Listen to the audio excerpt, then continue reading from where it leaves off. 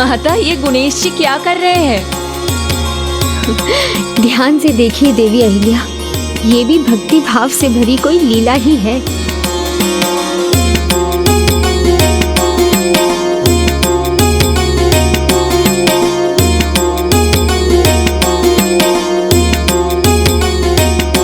अच्छा स्वामी, इतने विशेष भक्त कौन थे? वही जिन्होंने आगे चलकर श्री गणेश की सभी लीलाओं पर ग्रंथ मुद्गल पुराण रचा।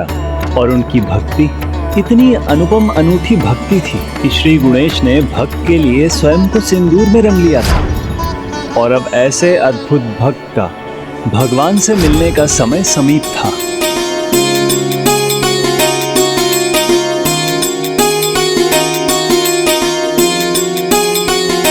गणेश, आपका ये नृत्य तो अत्यंत मनमोहक है।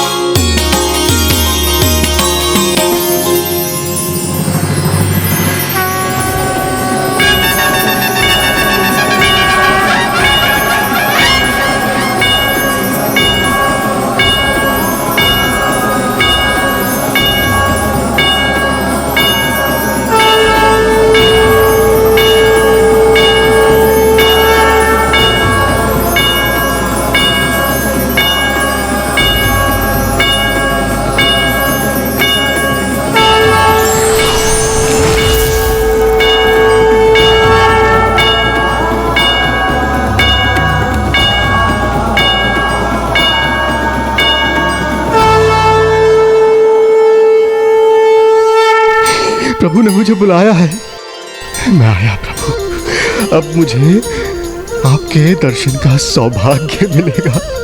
मैं निहाल हो गया प्रभु। अब होगा भक्त और भगवान का मिलन।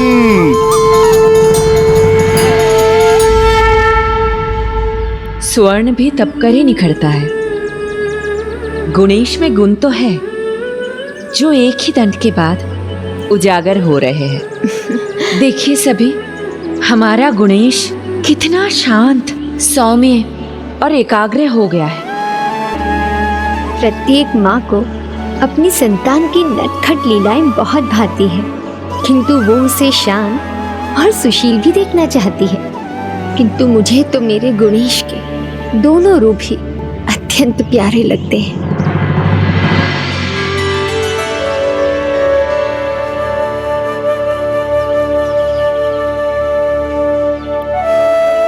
प्रभु, भक्ति भाव के उत्साह में इतना खो गया कि सोचे ही नहीं कि आना कहाँ है। संकेत दिया है प्रभु, तो कृपया करके मार्गदर्शन भी दीजिए।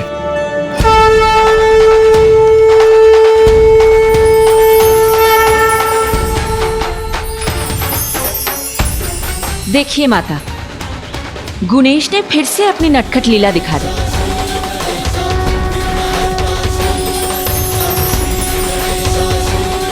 इस प्रकार पवित्र सिंदूर को उड़ाना उचित नहीं।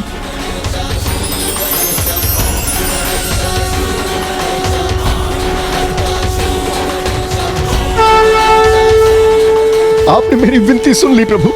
मैं आ रहा हूं, मैं आ रहा हूं।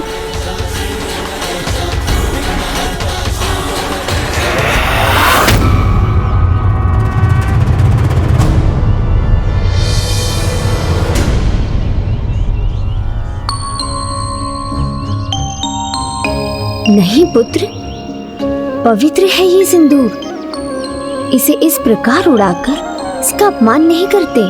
इसे तो मस्तक पर लगाया जाता है, क्योंकि इसका एक विशेष महत्व है। ओह अच्छा माता, उसी प्रकार ना माता, जैसे आपने और माता अहिल्या ने अपने मस्तक पर सिंदूर लगाया हुआ है। हाँ पुत्र, शुभता का, स्त्री के सुहाग का प्रतीक है सिंदूर। जो सिंदूर प्रकृति की देन हो, मांग या मस्तक पर लगाया जाए, वो औषधि बनकर मन को शांत और स्थिर करता है। हम तो तुम्हें सदा शांत और सुशील ही देखना चाहते हैं। क्योंकि जब मेरे पुत्र गुणेश का नटखट स्वभाव उजागर होता है तो वो सभी की अशांति का कारण बनता है। अब चलिए देवी, हमें संध्या पूजा और आरती में विलंब हो रहा है। अब मैं अपने भक्त को उचित दिशा कैसे दिखाऊं?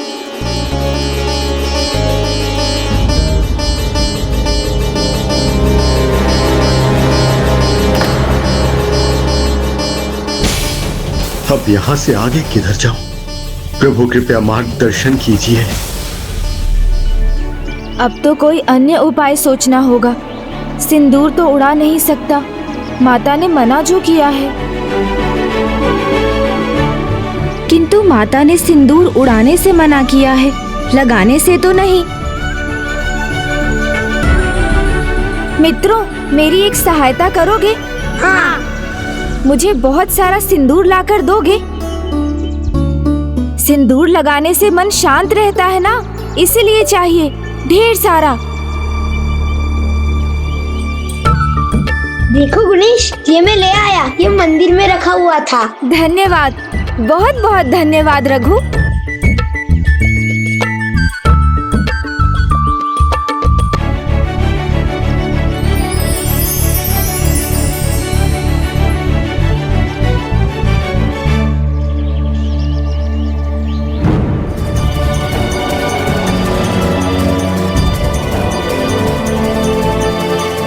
प्रभु कोटि कोटि धन्यवाद प्रभु, धन्यवाद।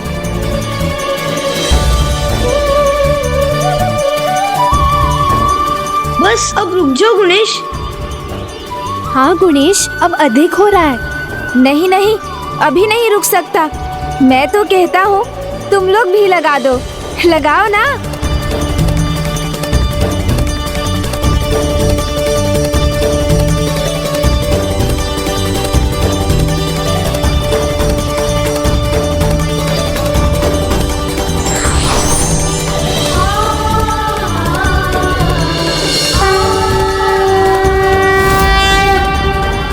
जब भक्त के साथ भगवान है तो सोचना क्या, मार्ग मिल ही जाएगा।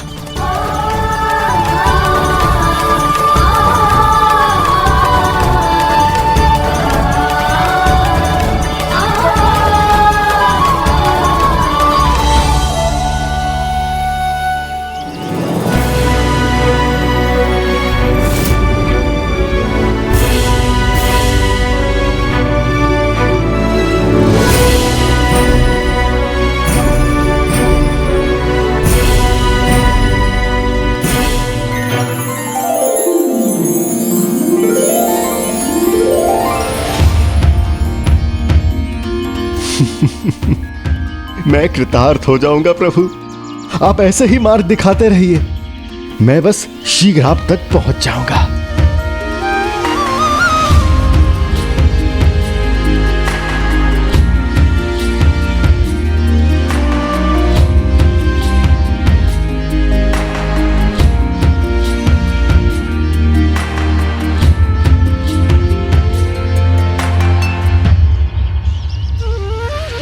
मेरे प्रभु, प्रभु, ओम गण गणपतये नमः, ओम गण गणपतये नमः, ओम गण गणपतये नमः, ओम गण गणपतये नमः।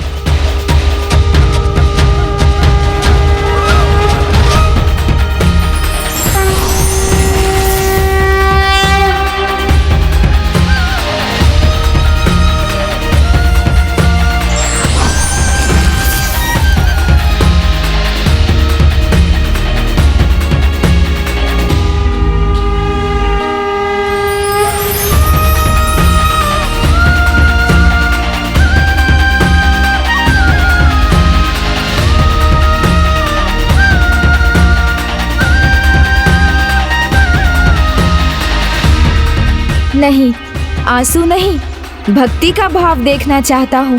भक्ति पूर्ण नृत्य देखना चाहता हूँ, उसका सुख पाना चाहता हूँ।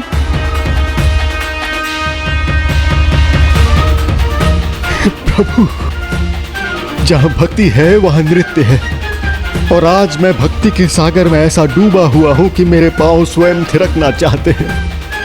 आज मैं रुकूंगा नहीं प्रभु, मैं भक्ति के रंग में रंग कर ऐसा नृत्य करूंगा कि आप स्वयं सुख के सागर में डूब जाएंगे।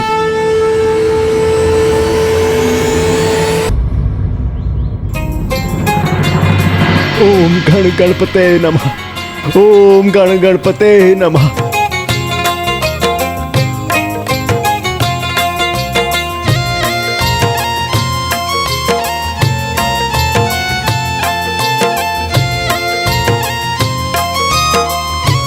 अद्भुत, ऐसा ही नृत्य कुछ समय पहले गणेश भी कर रहा था।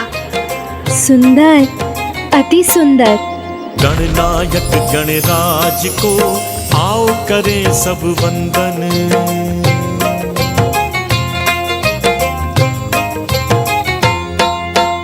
गणनायक गणराज को आओ करें सब वंदन। दूध दही स्नान करा के माथे लगावे चंदन। गणनायक गणराज को अद्भुत, अत्यंत मनमोहक, आनंद आ गया। स्नान करा के माथे लगावे चंदन। ओम गणपतये नमो नमः, ओम गणपतये नमो नमः, ओम गणपतये नमो नमः, ओम गणपतये। गणेश, वो हंस क्यों रहा है?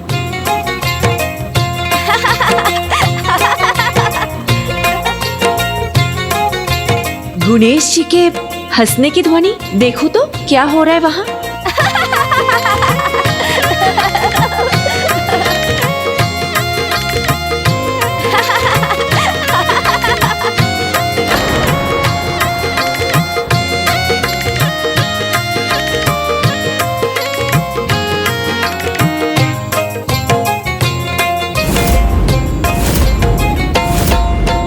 दुख दारिद्री दूर हटावे, दुख दारिद्री दूर हटावे महागणपति अपने।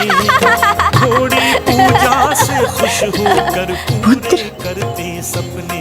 ये क्या किया तुमने? दारिद्री दूर इतना सारा सिंदूर तुम्हारी देह पर क्यों है? थोड़ी पूजा सिंदूर ही नहीं माता, देखिए ना, उन्होंने इन ऋषिवर को कैसे अपना उपहास का पात्र बनाया हुआ है। दुख भंजन।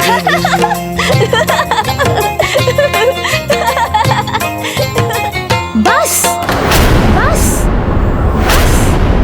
बस। ये कैसा व्यवहार है गणेश? तुम इन ऋषिवर को क्यों सता रहे हो? माते, मैं मुद्गल ऋषि आपको प्रणाम करता हूं। माते, मैं आपसे क्षमा चाहता हूं। माते, यह जो कुछ भी हुआ उसका कारण मैं हूं। माते, उससे आप क्रोधित हैं तो माते मैं आपसे क्षमा मांगता हूं। इसमें सारा दोष मेरा है माते, मेरे प्रभु का नहीं। मैंने ही प्रभु से कहा था कि मैं ऐसा नृत्य करूंगा, ऐसा नृत्य करूंगा कि प्रभु आनंदित हो उठेंगे। किंतु ऋषिवर, आप आश्रम में अतिथि हैं, आयु में, अनुभव में उससे कहीं अधिक हैं। इसलिए उसको आपका स्वागत उचित प्रकार से करना चाहिए था ना ऋषिवर। आसन देकर सेवा सत्कार करना चाहिए था। आपको भोजन के लिए पूछना चाहिए था। माता, सेवा करना तो भक्त को शोभा देता है और भगवान को सेवा पाना। और जहां तक भोजन का प्रश्न उठता है माते, माते मैंने प्रण लिया है, जब तक मेरे प्रभु मुझे परम ब्रह्म महाप्रभु गणाधिपति के दर्शन नहीं देते, तब तक माते मैं मात्र 15 दिन में एक बार ही भोजन करूंगा। और वो भी मात्र वो अन्न जो मैं भूमि से उठाकर एकत्रित करूंगा, पेड़ पौधों से तोड़कर कुछ नहीं खाऊंगा माते।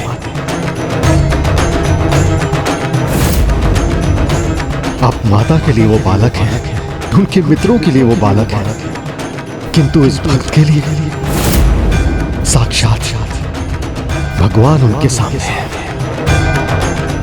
जिन्हें अपनी भक्ति से प्रसन्न करना इस भक्त का परम कर्तव्य है माते। एक भक्त का भगवान के प्रति आदर और भक्ति का भाव स्वाभाविक है और मैं आपके इस भाव का आदर करती हूँ, किंतु एक बालक कितना ही दिव्य क्यों ना हो, उसके द्वारा उचित शिष्टाचार का आचरण भी आवश्यक है। इसलिए जो मेरे दंड से उचित सीख ना पा सका वो अब अपने पिता के दंड का भागी होगा। नहीं माते, नहीं। देवी अहिल्या, आप ऋषिवर के आश्रम में रहने की उचित व्यवस्था कीजिए।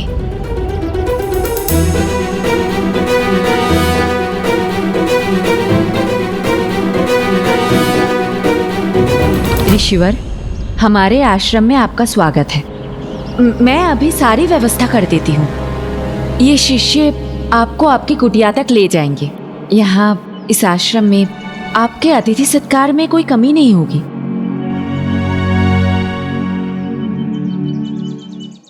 आप अतिथि हैं हमारे, आपके सत्कार का, सुख का ध्यान रखना हमारा कर्तव्य है। आप मदिरा पान कीजिए।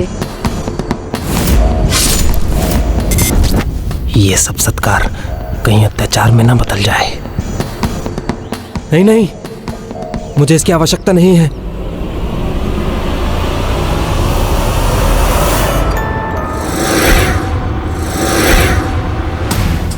त्रिलोकनाथ, त्रिलोकनाथ, स्वर्ग का सुख क्या नहीं भा रहा है कुशलासुर?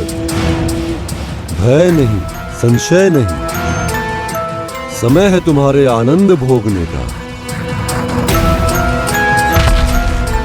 मुझे क्षमा करें, मैं किसी पुरस्कार के योग्य नहीं हूं, मुझे क्षमा करें। मैं कहना चाहता हूं वो ये है कि वो बालक असाधारण है। मैंने उसके भोजन में विष मिलाया था, किंतु वो बालक मर गया।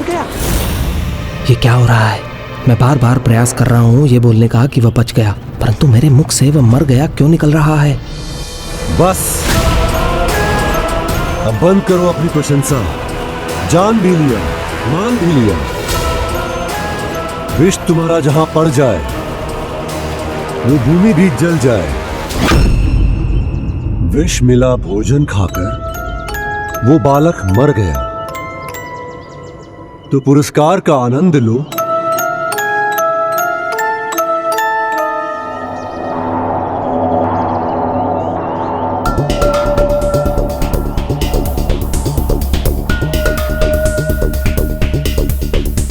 मर गया के स्थान पर बच गया बोलते बोलते कहीं मैं ही ना मर जाऊं। सत्य जानने के बाद त्रिलोकनाथ सिंधु मेरी जीभ ही नहीं, मेरा सर भी काट देंगे।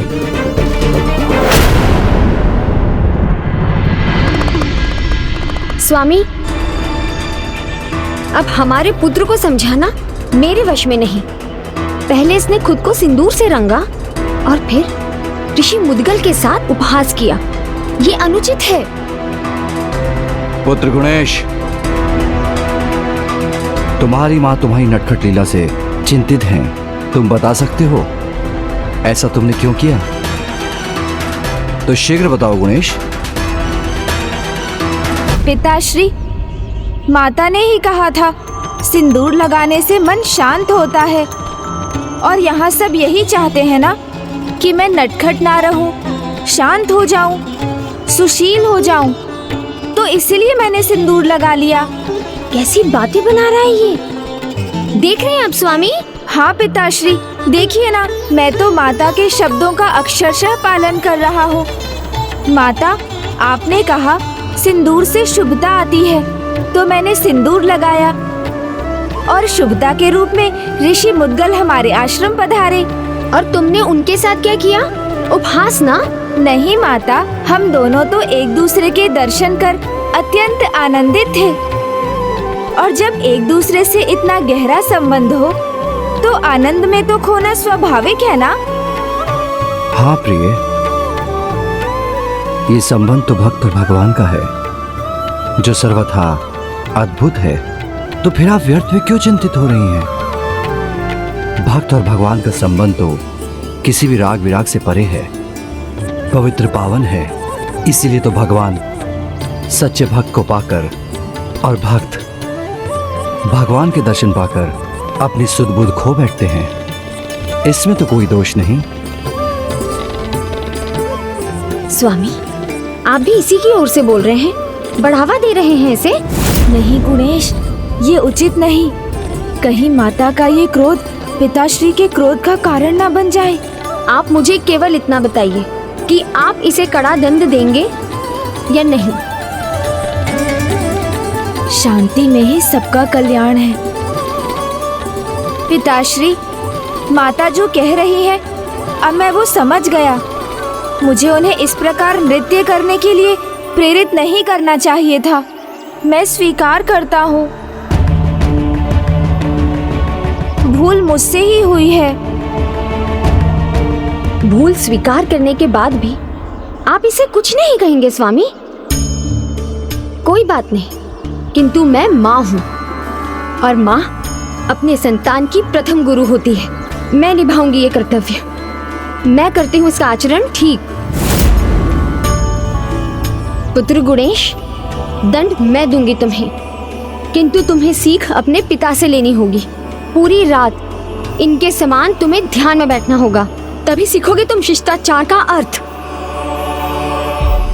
नहीं, यहाँ नहीं, यहाँ तो तुम फिर इधर उधर हो जाओगे। जाओ, कुटिया में जाकर एकाग्रचित होकर ध्यान करो।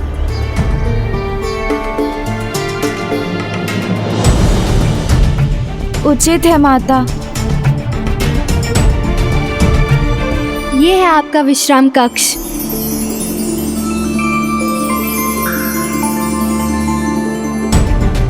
ऋषिवर, यहाँ हमारे आश्रम में चिंता करना मना है। आपको कुछ भी चाहिए तो मुझे बोलिए, व्यर्थ की चिंता बिल्कुल मत कीजिए। पुत्री, मैं चिंतित नहीं, तनिक विचलित हूँ। प्रभु के इस भक्त को प्रभु के दर्शन के सिवा और क्या चाहिए? क्या आप मुझे बता सकती हैं पुत्री कि प्रभु हमें कहाँ मिलेंगे? कौन प्रभु? गुणेश? हाँ। ये क्या कह रहे हैं ऋषिवर? अभी तो हम भी गुणेश से नहीं मिल सकते। माता बहुत क्रोधित है और उन्होंने गुणेश को एकांत में ध्यान करने का दंड दिया है। आप विश्राम कीजिए।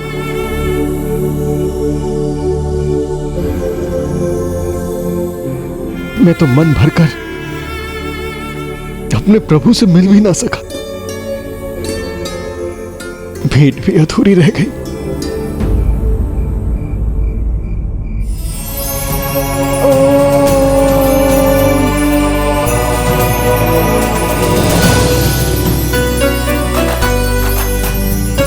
ओहो, अति सुंदर, अद्भुत है माता प्रकृति की रचना।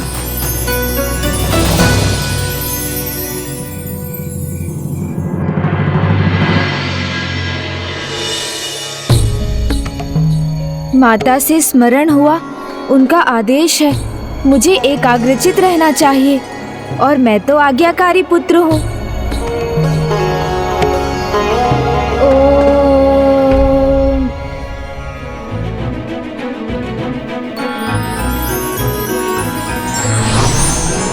ओहो, कितने सारे लड्डू!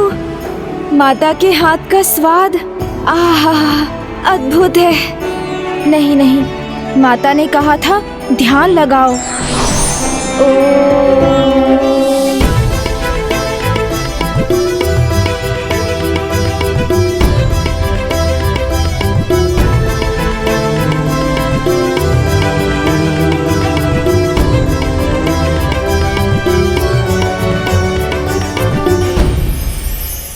कितना भी प्रयास करूं, स्थिर रहकर ध्यान कर ही नहीं पा रहा हूँ मैं।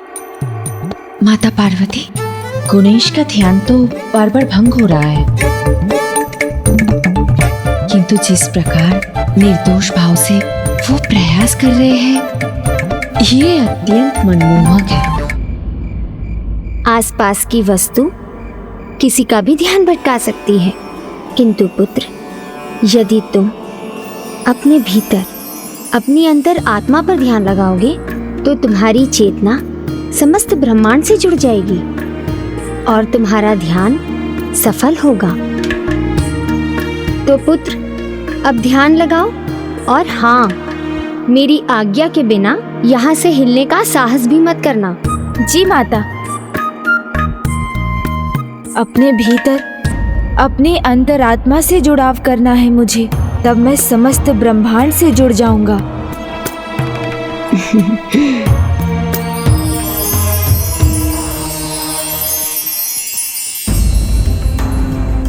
प्रभु, आप तो सर्वत्र हैं, किंतु आपकी प्रतिमा आपकी प्रतीक है। मैं इस प्रतिमा को साक्षी मानकर आपके ध्यान में रम जाऊंगा और स्वयं को आपसे जुड़ने का अनुभव प्राप्त करूंगा। ओम गण गणपते नमः। ओम गण गणपते नमः। ओम गण गणपते नमः। गुणेश है तो एक बालक ही, तो कहीं मैंने उसे बहुत कठोर दंड तो नहीं दे दिया?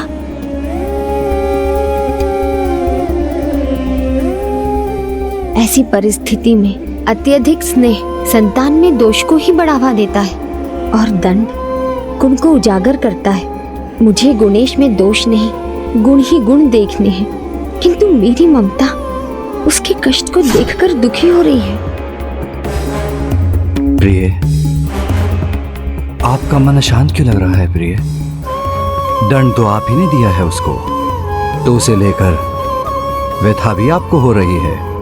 एक माँ की ममता ऐसी ही होती है स्वामी। वो अपने पुत्र को उचित मार्ग दिखाना भी चाहती है, किंतु वो ये भी चाहती है कि उसके मार्ग में कभी कोई छोटा सा कंटक भी ना आए। प्रिय, मार्ग उचित हो तो कठिनाइयां भी सरल हो जाती हैं।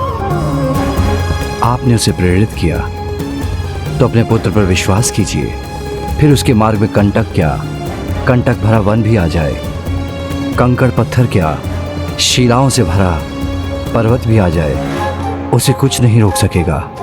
और यदि उनमें गुणेश को रोकने की क्षमता होगी तो वो स्वयं इन बाधाओं का सामना करने की शक्ति भी जगा लेगा, जिससे वो अपने ध्येय तक पहुंच सके और अपने कार्य में सफल हो सके।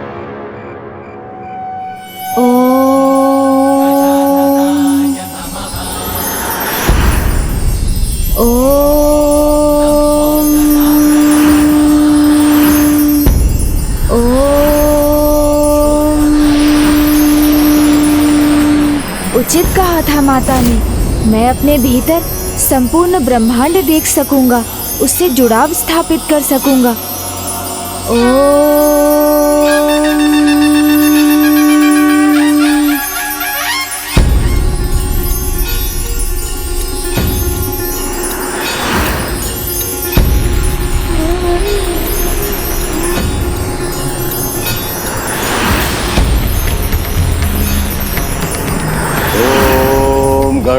गणपते नमः। ओम गण गणपते नमः। प्रभु, मैं आपसे मिला भी और आपसे मिलने का अनुभव अपूर्ण भी रह गया, किंतु मैं इस अपूर्णता के भाव को दूर करना चाहता हूं, आपसे भेंट करना चाहता हूं। बालकों ने ऋषिवर की कुटिया में जल रखा या नहीं, मुझे देख लेना चाहिए, अन्यथा रात में प्यास लगने पर वो जल कहाँ ढूंढेंगे।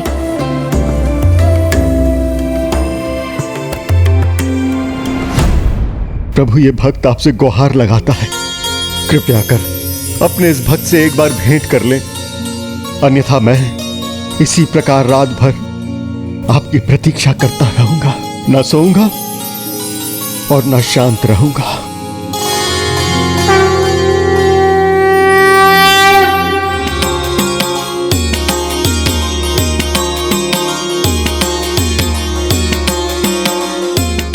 एक और भक्त की गुहार है तो दूसरी ओर माता का आदेश। मैं दोनों को ही नहीं टाल सकता, तो अब मैं क्या करूं? मैं जानता हूं आपके दुख का कारण आपकी ममता है। तो आप ही सुझाइए स्वामी कि मेरी इस ममता की पुकार को मैं कैसे शांत करूं। वह मेरा पुत्र रात भर ध्यान करेगा, मुझे भला कैसे नींद आएगी प्रभु? नहीं, मैं नहीं कर सकती। तो फिर आप वही कीजिए जो आपका मन कहता है। मेरा मन तो कहता है कि मैं उसे क्षमा कर दूं और शीघ्र ही ऋषि गौतम की देखरेख में उसे शिक्षा आरंभ करने के लिए भेज दूं।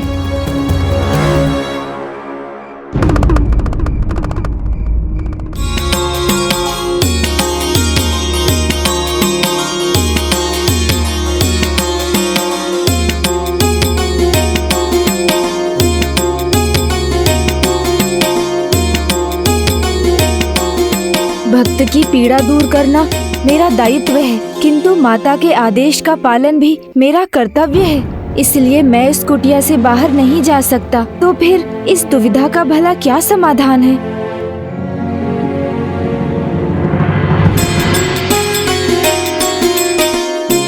भक्त के प्रति अपना कर्तव्य तो मुझे निभाना ही होगा।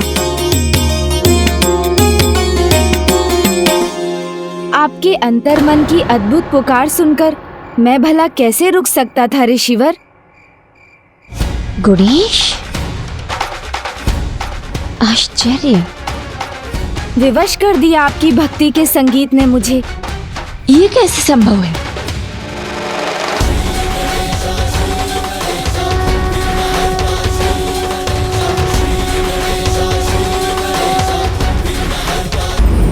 आपके अंतर्मन की अद्भुत पुकार सुनकर मैं भला कैसे रुक सकता था ऋषिवर? गुणेश, आश्चर्य! विवश कर दिया आपकी भक्ति के संगीत ने मुझे। ये कैसे संभव है? वो मुझे आपके पास खींच ही लाया। धन्यवाद प्रभु, आपका कोटि कोटि धन्यवाद। आपने अपने इस भक्त को दर्शन देकर मुझे धन्य कर दिया। अब मैं निश्चिंत होकर सो सकूंगा प्रभु। मेरा विश्वास करिए प्रभु, आपके प्रति मेरी भक्ति अटूट है। मैं कभी उस पर कोई आंच नहीं आने दूंगा। आपके दर्शन हेतु मुझे कुछ भी करना पड़े, मैं वो अवश्य करूंगा। आपकी भक्ति का आभास मुझे हो चुका है ऋषिवर। आपने जिस प्रकार मेरे चरणों में सिंदूर समर्पित किया, मैं उससे अत्यंत प्रभावित हुआ हूँ और सिंदूर मुझे अत्यंत प्रिय हो गया है। अब जो भी सच्ची भक्ति से मुझे सिंदूर समर्पित करेगा, उसे मेरा आशीर्वाद अवश्य प्राप्त होगा। उसे मेरा आशीर्वाद अवश्य प्राप्त होगा। उसे मेरा आशीर्वाद अवश्य प्राप्त होगा और वो मेरी कृपा का भागी बनेगा। और आपका दिव्य नृत्य, आपका संगीत, वो तो अत्यंत मनोहर था। अब आपको और कुछ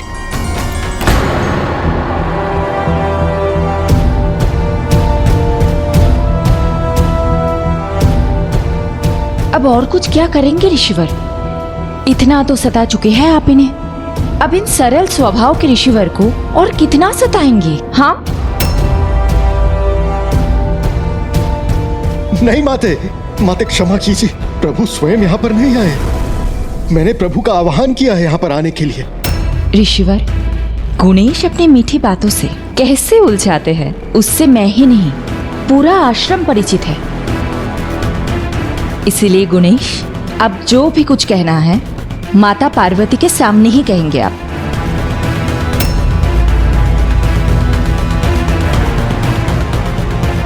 आप चिंता मत कीजिए ऋषिवर।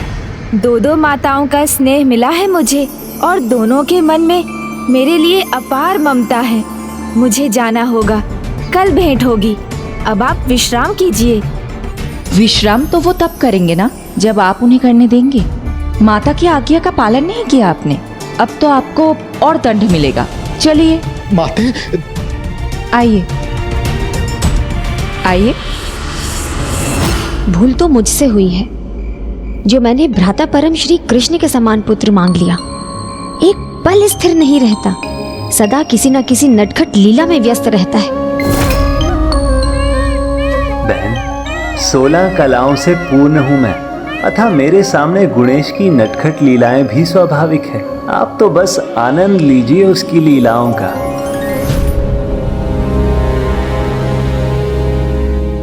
देखिए गुणेश, तो अब तुमने माता की आज्ञा भी नहीं मानी? नहीं माता, ये तो मैं कदापि नहीं कर सकता।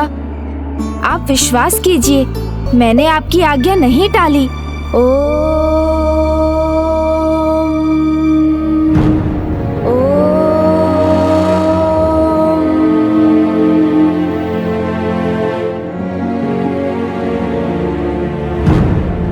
तुम्हारा स्वर कुटिया के भीतर से?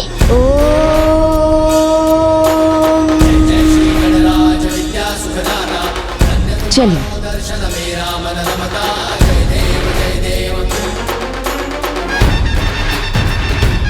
देखा माता, मैं तो यही था, बस मेरा मन बाहर गया था ऋषि मुद्गल के पास।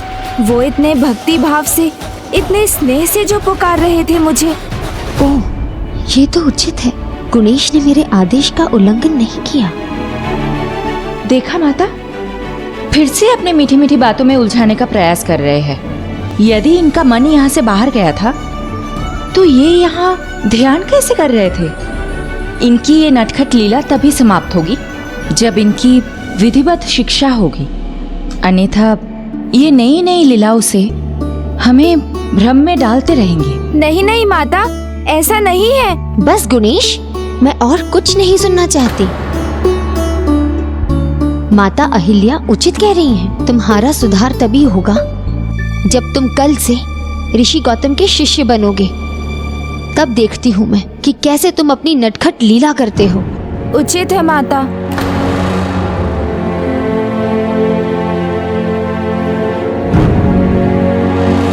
प्रभु, आपके दर्शन पाकर मैं आनंद से झूम उठा हूं। धन्य हो गया प्रभु। आपके इस भक्त को पूर्ण तृप्ति तभी प्राप्त होगी जब आप मुझे अपने परम ब्रह्म प्रभु महागणाधिपति के स्वरूप का दर्शन देंगे। अब तो बस मुझे उसी पल की प्रतीक्षा है।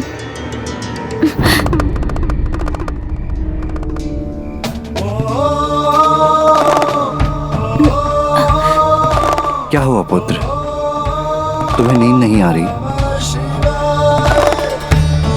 प्रणाम पिताश्री। भक्त की भक्ति की डोर क्या तुम्हें अपनी ओर खींच रही है? किंतु तुम तो उनके निकट गए थे पुत्र। तब तुमने ऋषिवर को अपने दिव्य दर्शन क्यों नहीं दिए जिसकी उन्हें इच्छा है? पिताश्री, आपसे कहाँ छिपा है कि माता की ममता और भगवान का भक्त के प्रति प्रेम दोनों एक जैसे हैं। कोमल भी है और कठोर भी। माता दंड भी देती है और दुलार भी करती है। वैसे ही भगवान कृपा भी करते हैं और परीक्षा भी लेते हैं। परीक्षा? हाँ पिताश्री, ऐसी परीक्षा जो वो महर्षि लेंगे जो स्वयं आपके ही अंश अवतार हैं और वो हमारे आश्रम की ओर बढ़ रहे हैं।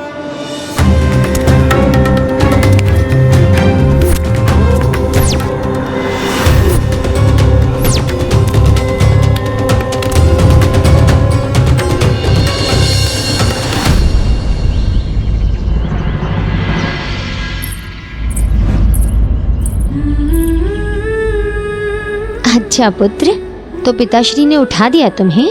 जी माता। अब शीघ्र जाके स्नान करो और अपने मित्रों के साथ गौतम ऋषि से शिक्षा पाना आरंभ करो। और हाँ, एकाग्रता से शिक्षा ग्रहण करना। और जब तुम वापस आओगे तो मैं तुम्हारे लिए स्वादिष्ट भोजन बनाऊंगी। मैंने कहा था ना पिताश्री, माता की ममता में दंड भी है और दुलार भी। गुणेश, अब तो मैंने कुछ भी नहीं किया माता, बस पिता और पुत्र की बातें हो रही थी। अच्छा, तो तुम मुझे अपनी भोली बातों से बहलाने का प्रयास कर रहे हो। किंतु एक बात स्मरण रखना, गुरुकुल में नटखट लीला मत करना। जी माता। गुणेश, आओ शीघ्रता करो। आ रहा हूँ मित्रों। ऐसे ही थोड़ी चला जाऊंगा, पहले आप दोनों का आशीर्वाद तो ले लूं। आज गुरुकुल का पहला दिन जो है। प्रणाम पिताश्री। कल्याण हो पुत्र। प्रणाम माता। पुत्र, मेरा आशीर्वाद तो सदैव तुम्हारे साथ है पुत्र। किंतु अब शीघ्र गुरुकुल पहुंचो और इधर उधर घूमकर समय व्यर्थ मत करना। उचित है माता।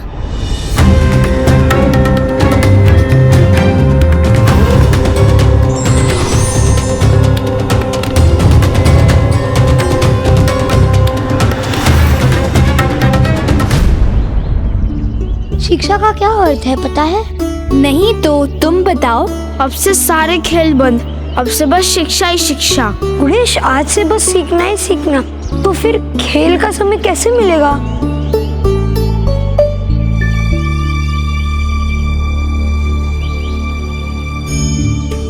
प्रणाम गुरुदेव।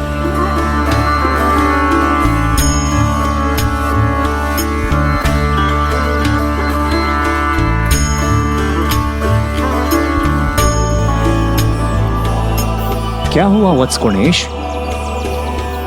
सभी शिष्य तो बैठ चुके हैं, क्या तुम्हें बैठने की इच्छा नहीं है? गुरुदेव, आप हमारे गुरु हैं। आप हमें ज्ञान देकर हमारे जीवन को उचित दिशा देंगे। इसीलिए गुरु का स्थान शिष्य से कहीं उच्च होता है और शिष्टाचार तो यही है कि गुरु के द्वारा आसन ग्रहण करने के पश्चात ही शिष्य को अपना स्थान ग्रहण करना चाहिए। उचित कहा गणेश। शिष्टाचार के इस नियम का पालन तो सभी को करना चाहिए।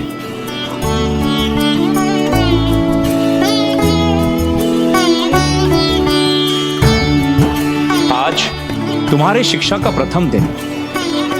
गणेश के उदाहरण से तुम्हें ये सीख मिली कि शिष्टाचार ही आचरण का आधार है और आचरण ही चरित्र को निर्धारित करता है। अर्थात शिष्टाचार के नियमों का पालन कर हम अपने चरित्र को निखारते ही हैं, अपने जीवन को संवारते भी हैं। इस गुरुकुल में हम सब साथ में वेदों और उपनिषदों का ज्ञान प्राप्त करेंगे और उन पर आधारित नियमों को भी सीखेंगे।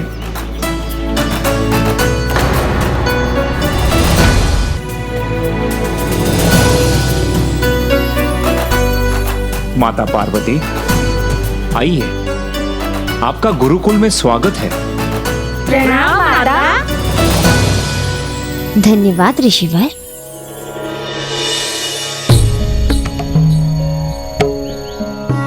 किंतु शिष्यों, तुम्हारी शिक्षा तो यहां आने से पहले ही आरंभ हो चुकी है।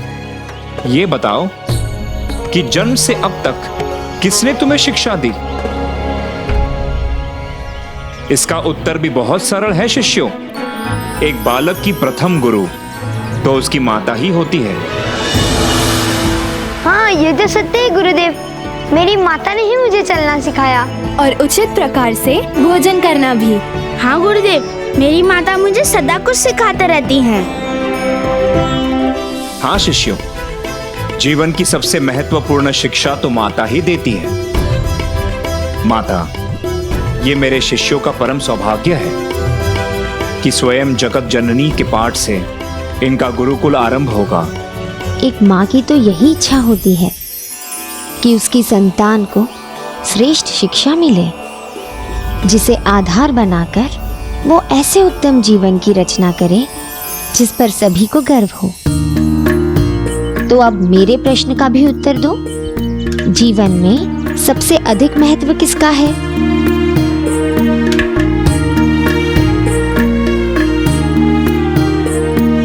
बहुत ही सरल, जन्मदाता, माता पिता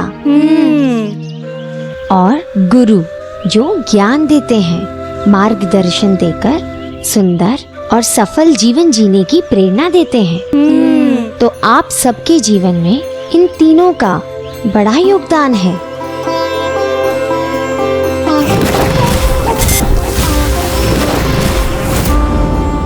कुम्हार गीली मिट्टी को ठोस रूप देकर उसे पात्र बनाता है, किंतु क्या मिट्टी को चाक पर रख देने भर से वो पात्र का आकार ले लेती है? माता, उसके लिए तो कुम्हार के दोनों हाथ और उसके चाक तीनों का योगदान आवश्यक है। हाँ पुत्र, कुम्हार के दोनों हाथ मिट्टी को सींचते हैं, आकार देते हैं, और चाक उसे गढ़ने का आधार बनता है। दोनों हाथ माता पिता हैं और गुरु वो चाक है। ये तीनों ही आपके वर्तमान और भविष्य दोनों के कारक हैं। इसलिए हमें तीनों का सदैव सम्मान करना चाहिए। मैं आपको इनकी वंदना सिखाऊंगी।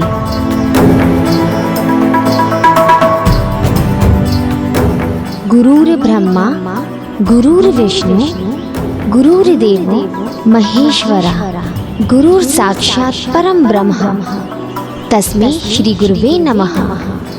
गुरुर्ब्रह्मा गुरुर्विष्णु गुरुर्देवो महेश्वरः गुरुः साक्षात् परं ब्रह्म तस्मै श्री गुरुवे नमः। माता, स्वामी, उनका आगमन हो गया है। कौन देवी? वही जो तपोबल के धनी है, जो दिव्य है, जो ईश्वर तुल्य है, जिनका अपार तेज और जिनका अपार क्रोध भी सर्वज्ञात है। महर्षि दुर्वासा।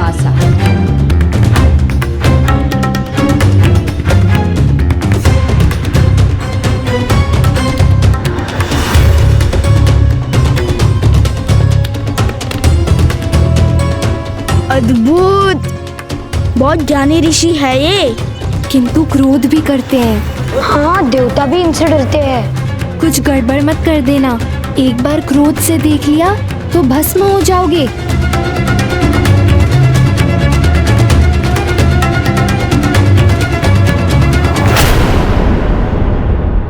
क्या हुआ माता?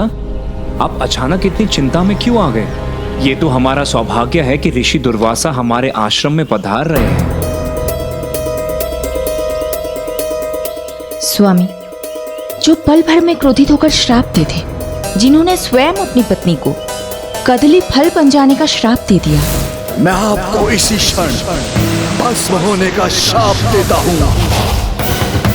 उन ऋषि दुर्वासा के आगमन पर प्रसन्नता भी है, किंतु चिंता भी है।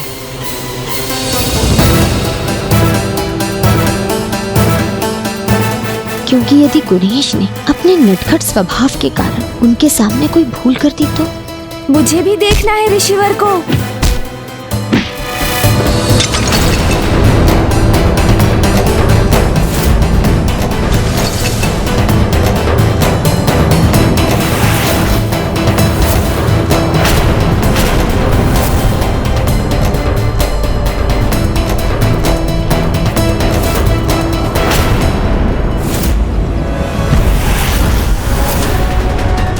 भूल तो हो गई है। अब गणेश ऋषिवर के सामने भी आ गया। पता नहीं क्या करेगा गणेश, और इसका परिणाम क्या होगा? प्रणाम हे महर्षि, हमारे आश्रम में आपका स्वागत है। और इसे गुरुदेव के नन्हे शिष्यों द्वारा आपका पद प्रक्षालन ही समझिए।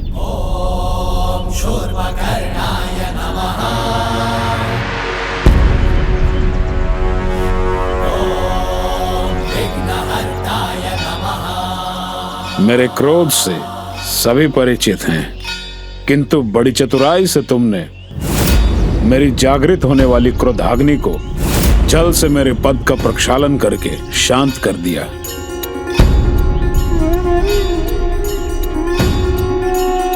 हो न हो, वो तुम ही हो। आप किसकी बात कर रहे हैं ये तो मुझे पता नहीं ऋषिवर, किंतु मैं तो गणेश हूँ, जगत पिता महादेव और जगत जननी माता पार्वती का पुत्र।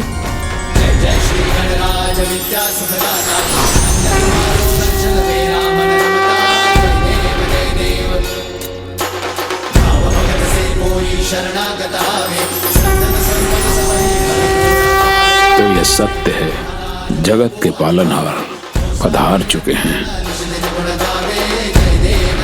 महर्षि दुर्वासा, हमारा प्रणाम भी स्वीकार करें। प्रणाम ऋषिवर गौतम, प्रणाम माता पार्वती। ऋषिवर क्षमा कीजिए, मैंने आपकी कक्षा में विघ्न डाल दी, किंतु मैं स्वयं को रोक भी कैसे पाता। मुझे पता चला स्वयं महादेव माता पार्वती अपने पुत्र के साथ यहाँ आश्रम में हैं। नहीं ऋषिवर, आप हमारी चिंता ना करें। आपके दर्शन दुर्लभ है। ये तो मेरा और मेरे शिष्यों का सौभाग्य है कि आप यहाँ पधारे। उनके शिक्षा के आरंभ में ही आपका दर्शन हो गया ऋषिवर। आप लंबी यात्रा कर थक गए होंगे। मैं आपको अतिथि कुटिया ले चलता हूँ, वहाँ विश्राम करें। ऋषि दुर्वासा के यहाँ आने का एक विशेष प्रयोजन है, ऋषि मुद्गल की परीक्षा, जिसके लिए मुझे उनका साथ पाने का अवसर ढूंढना होगा, जिससे ऋषि मुद्गल उनके सामने आए और ऋषि दुर्वासा उनकी परीक्षा लें। आइए ऋषिवर। रुकिए गुरुवर।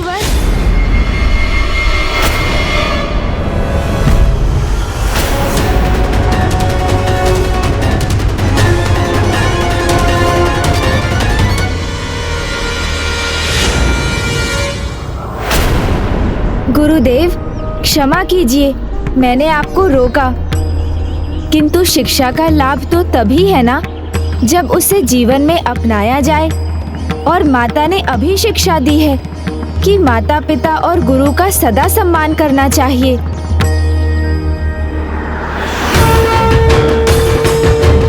इसलिए जब शिष्य यहाँ है तो गुरुदेव को जाने की आवश्यकता नहीं होनी चाहिए। उनके कार्य करना, उनकी सेवा हम सभी का और मेरा भी कर्तव्य है। इसलिए महर्षि दुर्वासा को भी उनकी कुटिया तक मुझे ही ले जाना चाहिए। मुझे अनुमति दीजिए गुरुदेव। इससे अधिक आनंद की बात और क्या हो सकती है भला।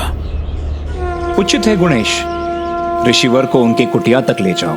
आइए ऋषिवर।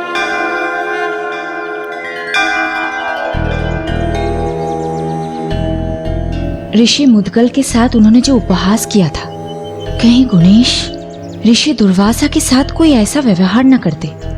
नहीं देवी अहिल्या, आप व्यर्थ ही चिंता कर रही हैं। मेरा पुत्र नटखट अवश्य है, किंतु मुझे पूर्ण विश्वास है कि वो ऋषि दुर्वासा के साथ कोई अनुचित व्यवहार नहीं करेगा। माता, गुणेश ने जो कुछ भी किया है वो आपसे छिपा नहीं है, फिर भी आपको उन पर इतना विश्वास है। ऋषिवर, हमारे आश्रम के तो भाग्य ही खुल गए हैं। आज आपने यहाँ आकर हमें कृतार्थ किया, तो कल एक और महान ऋषि यहाँ पधारे थे। अच्छा, कौन है वो ऋषि? मुद्गल ऋषि, जो परम ब्रह्म महागणाधिपति जी के बहुत बड़े भक्त हैं। ऐसी भक्ति है उनकी कि भगवान को भी अपनी भक्ति के रंग में रंग लेते हैं। इतने महान ऋषि के दर्शन तो हमें शीघ्र करने चाहिए। शीघ्र क्यों ऋषिवर? उनसे तो आप अभी भेंट कर सकते हैं। वो देखिए, वो रहे ऋषि मुद्गल। ओम गण गणपते नमः। ओम गण गणपते नमः। किंतु वहाँ वो कर क्या रहे हैं? उन्होंने व्रत लिया है। वो 15 दिनों में एक ही बार भोजन करेंगे और पेड़ पौधों से तोड़कर कुछ भी नहीं खाएंगे। जो भूमि पर गिरा होगा वही उठाकर उसे अपना आहार बनाएंगे, जब तक उन्हें प्रभु महागणाधिपति के दर्शन नहीं मिल जाते। आइए ऋषिवर, ये आपकी कुटिया है और इधर ऋषि मुद्गल की। इतने महान ऋषि की कोई कैसी भी परीक्षा क्यों ना ले ले, मुझे तो पूर्ण विश्वास है ऋषि मुद्गल उसमें अवश्य सफल होंगे। आज्ञा ऋषिवर। क्या ऋषि मुद्गल वास्तव में इतने महान हैं कि स्वयं पालनहार गुणेश उनकी प्रशंसा करते नहीं थक रहे?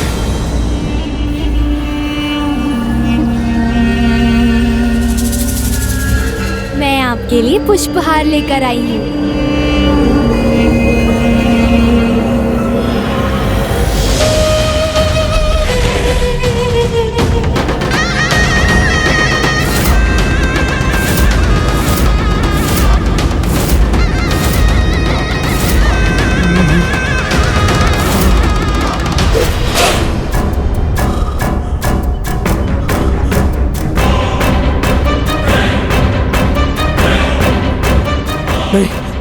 ये क्या हो रहा है? मुझे कारागार में मत डालो, मेरा कोई दोष नहीं त्रिलोकनाथ। मैंने तो सत्य बताने का प्रयास किया था। त्रिलोकनाथ, मैंने बताने का प्रयास किया था, मैंने किया था।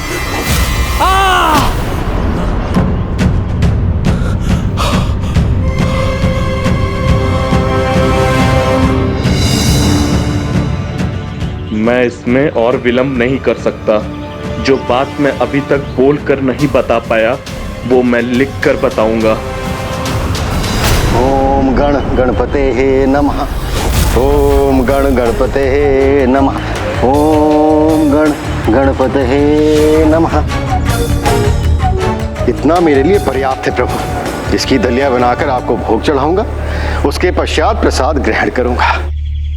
इतने महान ऋषि की कोई कैसी भी परीक्षा क्यों ना ले ले, मुझे तो पूर्ण विश्वास है ऋषि मुद्गल उसमें अवश्य सफल होंगे।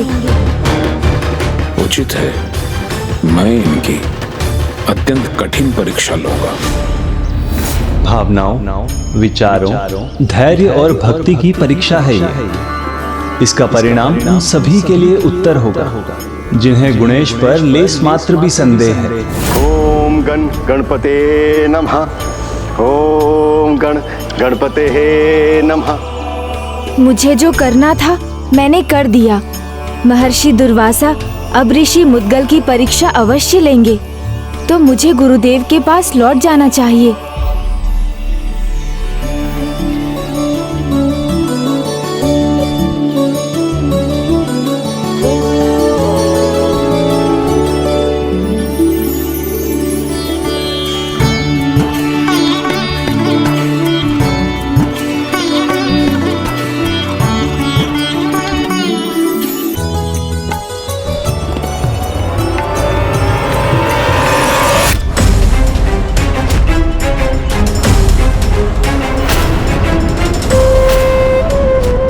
असुर प्रभु त्रिलोकनाथ, जो समाचार आपको बताकर भी नहीं बता पा रहा था वही समाचार आपको फिर से बताने आया हूँ। और ये समाचार इतना महत्वपूर्ण है कि न बताया तो अनर्थ हो जाएगा प्रभु। क्या है इतना महत्वपूर्ण जो स्वर्ग के सुख में भी तुमने दुख ढूंढ लिया? त्रिलोकनाथ, आपने बहुत कृपा की है मुझ पर, किंतु जो सुख मुझे चुभ रहा है मैं उसमें सुखी कैसे रह सकता हूँ? पहेलियां मत बुझाओ, कहो क्या कहना है? वही त्रिलोकनाथ, जो मैं बोलकर भी नहीं बोल सका वो अब मैं लिख कर बताना चाहता हूँ। कुशलासुर, तुम डाल डाल तो मैं पात पात। जो तुम करने जा रहे हो उसका भी उपाय है मेरे पास। तो समय व्यर्थ मत करो, लिखो अभी यहाँ।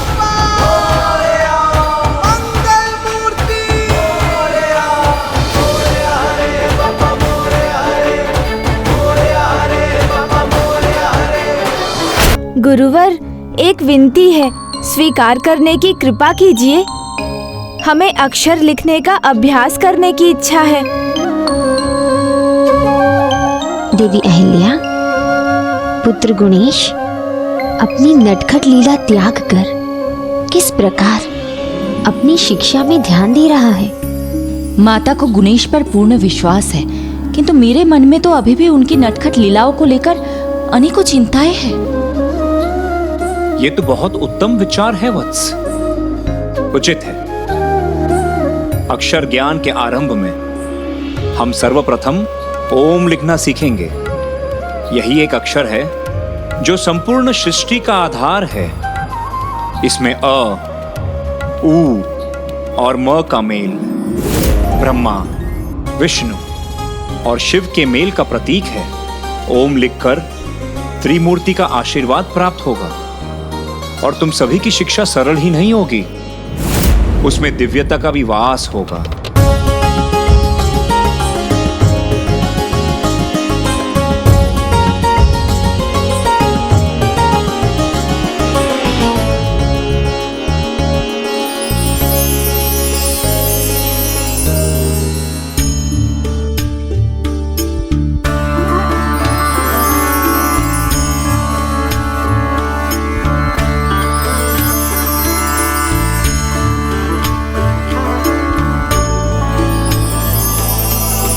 लिखिए शिष्यों।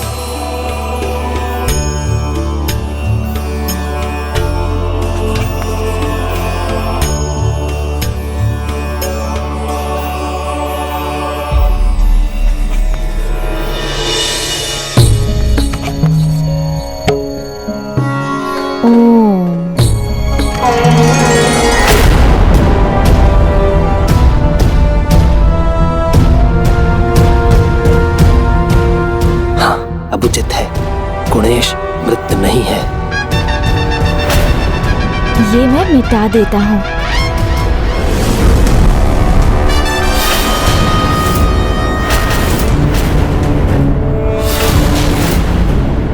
ये सत्य आपसे छिपा नहीं रहना चाहिए त्रिलोकनाथ, यही मैं आपको बताने के लिए आतुर हूँ। जो अनेक बार बता चुके हो वो और कितना बताओगे? मुझे ज्ञात है गणेश मृत है। नहीं, मैंने तो कुछ और लिखा था।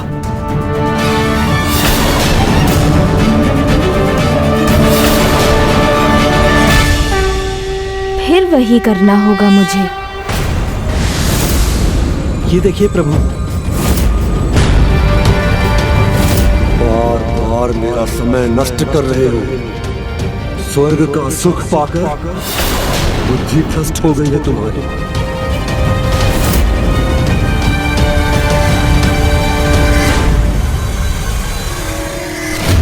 तुम उसके योग्य हो ही नहीं। डाल दो इसे कारागार में, ये इसी के योग्य है। नहीं प्रभु, मेरी बात का विश्वास कीजिए प्रभु। यातनाएं दो इसे, तब समझ आएगा क्या सोचना है और क्या कहना है। त्रिलोकनाथ, मेरी बात का विश्वास कीजिए त्रिलोकनाथ, मेरा विश्वास कीजिए त्रिलोकनाथ।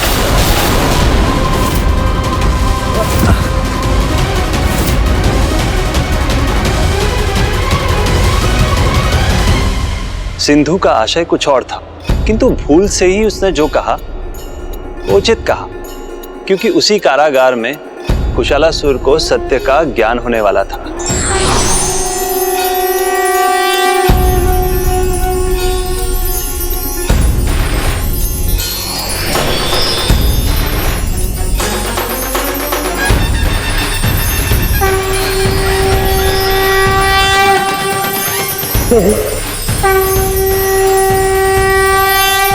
किंतु उससे पहले संसार प्रभु महागणाधिपति के वास्तविक स्वरूप का साक्षी बनने वाला था। एक महान भक्त की परीक्षा होने वाली थी और देवी परीक्षा भक्त की थी, किंतु विचलित स्वयं भगवान होने लगे थे। अब वो घड़ी निकट थी जब ऋषि मुद्गल की परीक्षा महर्षि दुर्वासा लेने वाले थे। ये देखिए गुरुदेव, मैंने भी लिखा। मैंने भी लिख लिया। मैंने भी उचित लिखा है ना गुरुदेव? महर्षि दुर्वासा और ऋषि मुद्गल की भेंट अब होने ही वाली है। कहाँ खोए हो गुणेश? तुमने ही तो अक्षर ज्ञान की मांग की थी ना, और तुम ही सबसे पीछे हो। ये देखिए गुरुवर, मैंने भी लिखा है ओम। अद्भुत। गुरुजी, गुणेश पीछे रहकर भी आगे हो गया। देवी अहिल्या, किसी के भी बुरे कार्य की निंदा करना जितना आवश्यक है, उससे भी अति आवश्यक उसके अच्छे कार्य की सराहना करना है। इससे न केवल उसका मनोबल बढ़ता है, अपितु स्वयं में सुधार लाने की प्रेरणा भी आती है। आप उचित कह रही है माता। ओम को बहुत सुंदरता से लिखा है गुणेश ने, किंतु गुणेश है वो। अपनी नटखट बाल लीला का त्याग करना उनके लिए कदापि सरल नहीं है। कोई ना कोई नटखट लीला अवश्य करेंगे। और अब किसी भी मंत्र को सीखने से पहले हम श्री विद्या देवी के ध्यान मंत्र का उच्चारण करेंगे। ओम ऐं ह्रीं क्लीं महासरस्वती देव्याय नमः। इस मंत्र से ज्ञान एवं विद्या की देवी माता सरस्वती की कृपा प्राप्त होती है। तो सभी शिष्यों को एक साथ इस मंत्र का 108 बार उच्चारण करना, और ध्यान रहे शिष्यों कि 108 बार मंत्र उच्चारण के पहले ध्यान टूटना नहीं चाहिए। ओम ऐं ह्रीं क्लीं महासरस्वती देव्यै नमः। ओम ऐं ह्रीं क्लीं महासरस्वती देव्यै नमः। ओम ह्रीं क्लीं महासरस्वती देव्यै नमः। ओम ऐं ह्रीं क्लीं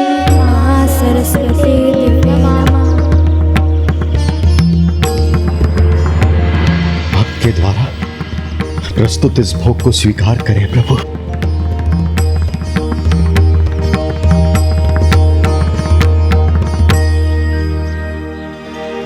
आहा, कितनी अच्छी सुगंध है भोजन की। अवश्य ही अत्यंत कुछ स्वादिष्ट है वहां। महर्षि दुर्वासा,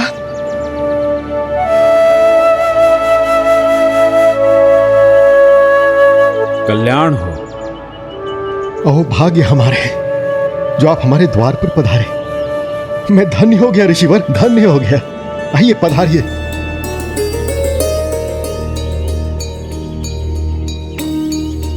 ओम ऐं ह्रीं क्लीं महासरस्वती देवाय नमः। तुम्हारा ध्यान कहाँ है? महर्षि दुर्वासा ऋषि मुद्गल की कुटिया में उनकी परीक्षा लेने पहुंच गए। पधारिए ऋषिवर। परीक्षा? कैसी परीक्षा? आइए।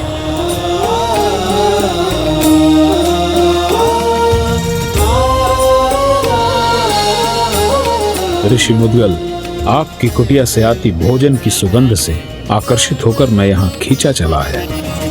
ऐसा प्रतीत होता है मानो आपकी भक्ति के समान आपके हाथों द्वारा पके भोजन का स्वाद भी अनुपम है।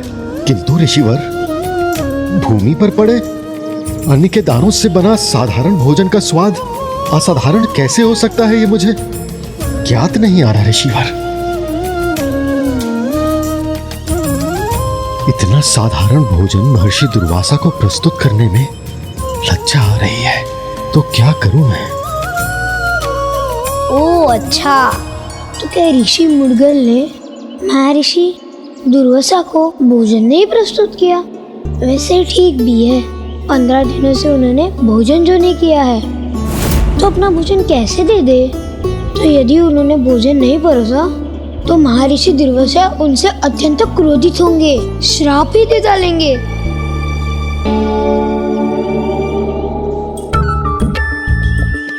ओम ऐं ह्रीं क्लीं महासरस्वती देव्यै नमः।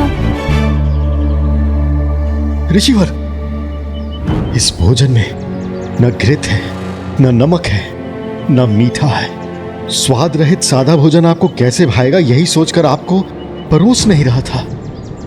फिर भी अगर आपकी इच्छा है तो कृपया करके आसन ग्रहण कीजिए।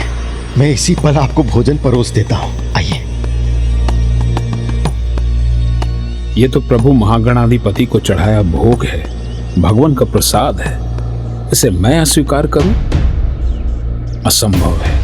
आइए ऋषिवर।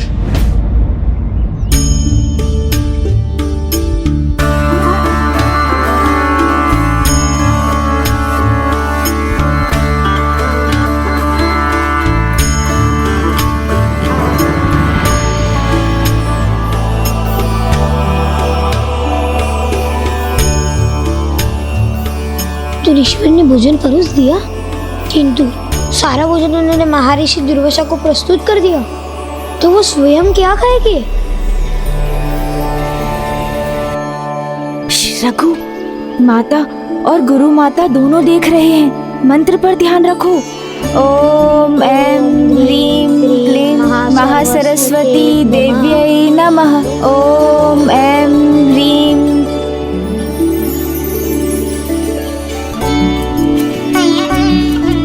भोजन अत्यंत स्वादिष्ट है, आनंद आ गया। और है क्या?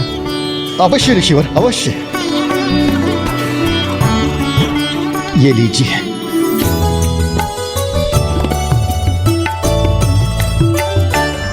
परीक्षा तो कठिन ही होती है ऋषिवर। मुझे ज्ञात है आप 15 दिनों से भूखे हैं, किंतु आपके त्याग की परीक्षा तो मैं ऐसे ही ले सकता हूँ।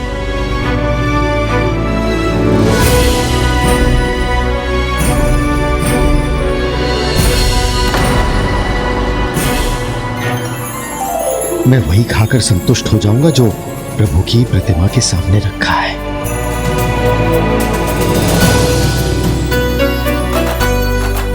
यह भी समाप्त हो गया, किंतु मेरी क्षुधा की पूर्ति नहीं हुई। आपके पास और है क्या? अब तो मात्र ये प्रसाद ही शेष है। महर्षि दुर्वासा मेरी कुटिया से भूखे लौट जाए, ये तो उचित नहीं।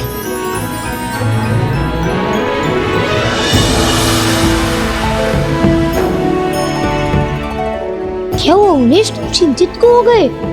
महर्षि दुर्वासा ने अब ऋषि मुद्गल से शेष भोजन भी मांग लिया, किंतु क्या ऋषि मुद्गल वो दे पाएंगे? कैसे दे पाएंगे? 15 दिन भूखे रहने के बाद मैं अपने भोजन का एक दाना भी किसी को ना दूं। इनका हृदय विशाल अवश्य है, किंतु उतना नहीं जितना गुणेश जी समझ रहे हैं।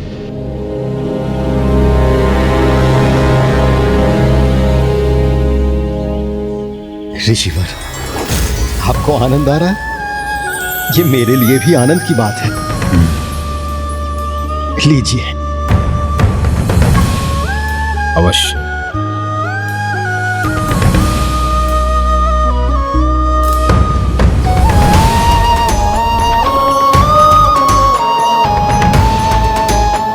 तुम मुस्कुरा रहे हो गणेश? अर्थात ऋषि मुद्गल अपने परीक्षा में सफल हो गए।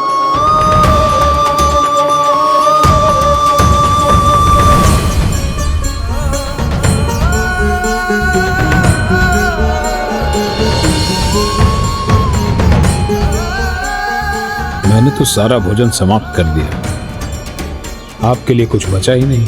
आपकी क्षुधा की पूर्ति कैसे होगी? ऋषिवर, मेरी क्षुधा तो तभी मिटेगी जब मेरे प्रभु श्री महागणाधिपति मुझे परब्रह्म स्वरूप में दर्शन देंगे। और मुझे पूरा विश्वास है कि मेरी भक्ति से प्रसन्न होकर मेरे प्रभु मेरी क्षुधा अवश्य मिटाएंगे। आपके प्रभु के प्रति आपकी निष्ठा से मैं अत्यंत प्रभावित हूं ऋषिवर, किंतु प्रश्न तो ये है कि आप कब तक इस पर स्थिर रहेंगे? दुर्वासा की परीक्षा कभी सरल नहीं होती। आज ये पहली बार है जब मैं आपकी कुटिया में भोजन करने आया हूं, किंतु ये अंतिम बार नहीं है। प्रणाम ऋषिवर। कल्याण हो। भगवान वो सब कुछ आपको दे जिसके आप योग्य हैं।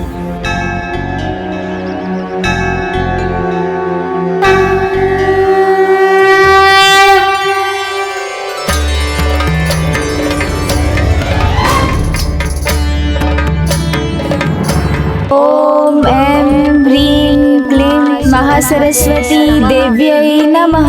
ओम ऐं ह्रीं क्लीं महासरस्वती देव्यै। गुणेश और रघु दोनों एकाग्र नहीं रहे।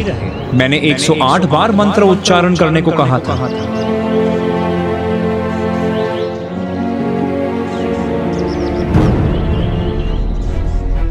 मंत्र उच्चारण जब एकाग्रता से पूरे ध्यान से किया जाए तब उसकी ऊर्जा ईश्वर तक पहुंचती है और उसका फल अर्थात ईश्वर के अद्भुत दर्शन और उनका आशीर्वाद प्राप्त होता है। मैं समझ गया गुरुवर, ये माता ने भी सिखाया है।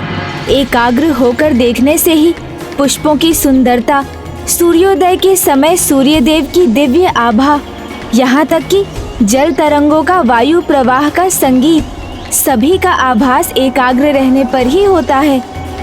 क्योंकि एकाग्रता असत्य की परत को दूर कर सत्य दिखाती है और एकाग्र रहने से ही भक्त और भगवान का संबंध भी स्थापित होता है।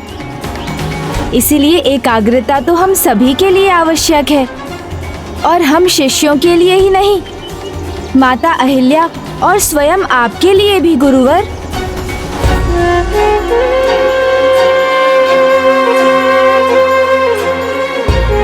अभी अपने गुरु को भी शिक्षा देंगे क्या? गुणेश ने कहा है तो उसका अवश्य कोई अर्थ होगा। मेरे ही देखने में कहीं कोई दोष है।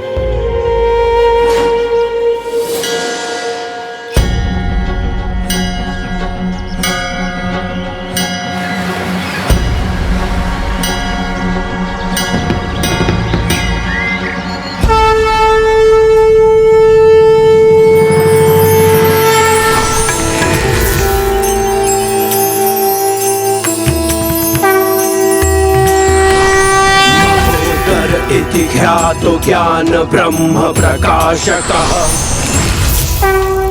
मोहासुरस्य शत्रुर्वै आहुवाहनगः स्मृतः। ॐ गजाननं भूतागणाधिसेवितं स्वामी ये क्या कर रहे हैं? जम्बु फल चार भक्षणम उमासुतम शोक विनाशकारकम नमामि विघ्नेश्वर पाद पंकजम। नहीं गुरुवर, ये आप क्या कर रहे हैं? आप मेरे गुरु हैं, आप नहीं। मैं आपके आशीर्वाद का पात्र हूँ। स्वामी, आपने अभी जो किया उससे मैं अचंभित हूँ। एक बालक के सामने नतमस्तक होने लगे आप। स्वामी, ऐसा आपने क्या देख लिया गुणेश में? सत्य, वो परम सत्य जो कभी ना कभी आपको भी दिखाई देगा। बस आवश्यकता है एकाग्रता की और विश्वास की। मुझे तो एक ही सत्य दिखाई दे रहा है कि मेरे सामने एक नटखट बालक है जो परम ज्ञानी बनने का भ्रम उत्पन्न कर अपने गुरु को भी अपनी नटखट लीला से प्रभावित कर लिया। एकाग्रता से देखिए देवी, तब जानेंगी आप ये जिन्हें आप नटखट बालक कह रही है वो परम ज्ञानी ही नहीं, स्वयं परम ब्रह्मा है।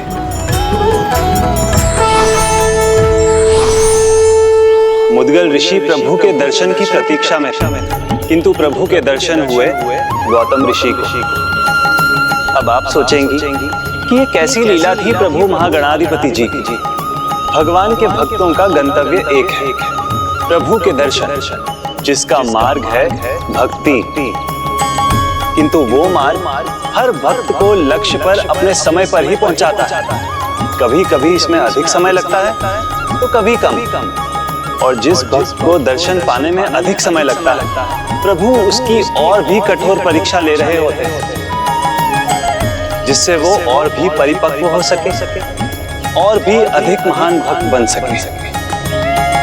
उन्हें भगवान द्वारा और बड़े दायित्व सौंपे जा सके।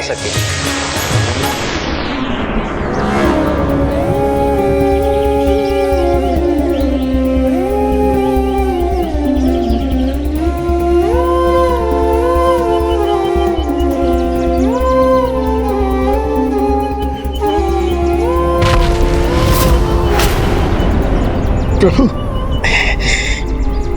अपने इस भक्त पर कृपा कीजिए। मुझे अपने व्रत पर स्थिर रहने की शक्ति दीजिए प्रभु, शक्ति दीजिए।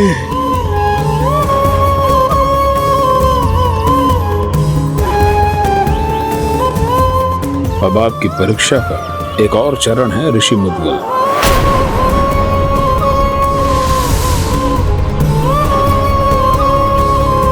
ऐसा कुछ और समय चलता रहा।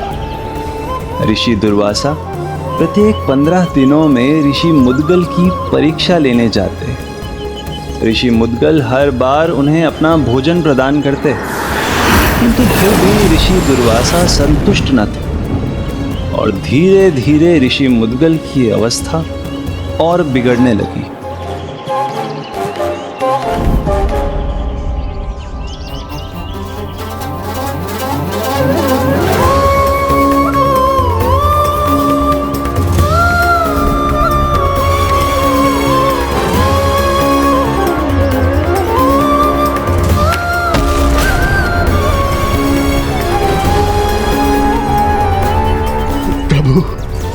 शरीर की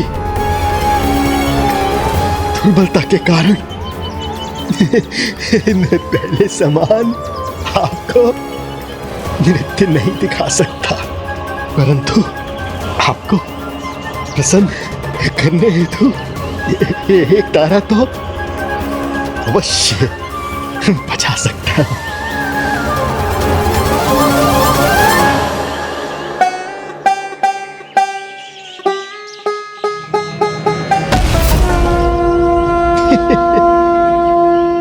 समझ गया प्रभु, आपकी लीला समझ गया। यदि यही आपकी परीक्षा है तो फिर सफल होने का सामर्थ्य भी आप ही देंगे। मुझे पूर्ण विश्वास है प्रभु कि मैं अपनी परीक्षा में अवश्य सफल होऊंगा। मुझे पूर्ण विश्वास है प्रभु कि मैं अपनी परीक्षा में सफल होऊंगा। जहाँ भक्ति है वहाँ स्वयं भगवान की शक्ति है, तो ना भक्त को कुछ होगा ना ही उसकी इच्छा अपूर्ण रहेगी। आप चिंता ना करें ऋषिवर, मेरे वास्तविक स्वरूप के दर्शन आपको अवश्य प्राप्त होंगे और ऐसा अब शीघ्र होगा।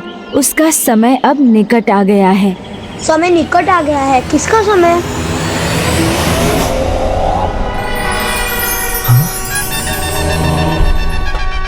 गणेश मृत नहीं है, ये क्यों नहीं लिख पा रहा हूं मैं?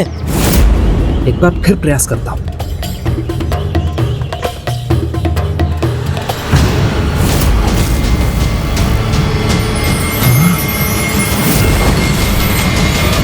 क्या होने वाला है गणेश? किसका समय आ गया है? अपूर्णता को पूर्णता प्रदान करने का।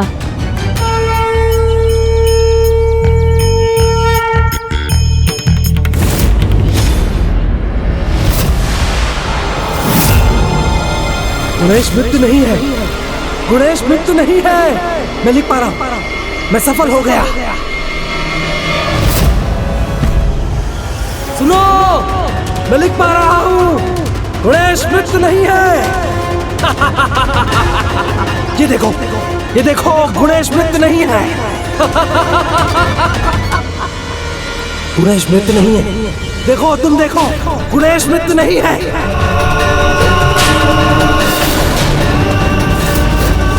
शांत हो जाओ। यदि त्रिलोकनाथ तक तुम्हारा स्वर पहुंचा तो परिणाम और भी भयंकर होगा।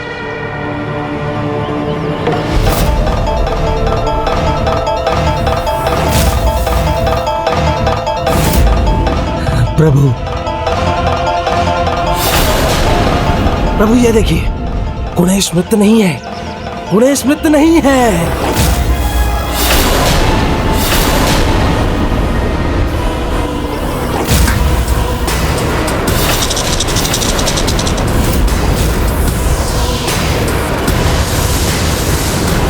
अच्छा, वो नहीं मरा तो तुम मर जाओ। प्रभु त्रिलोकनाथ, इसमें मेरा दोष नहीं है। मैं तो आपको सत्य बताना चाहता था, किंतु मेरी जिह्वा, मेरी लेखनी मुझसे छल कर रहे थे। लेकिन सत्य यही है कि गणेश मृत नहीं है, वो जीवित है, ये सत्य है। तुम्हारी बुद्धि भ्रष्ट हो चुकी है, तुम पर विश्वास नहीं किया जा सकता। नहीं प्रभु, नहीं। क्रूरासुर,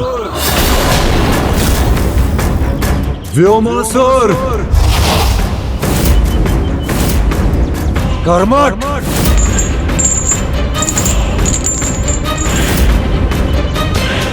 यदि वो गणेश जीवित है तो उसे यहाँ लाओ, मेरे सामने अभी।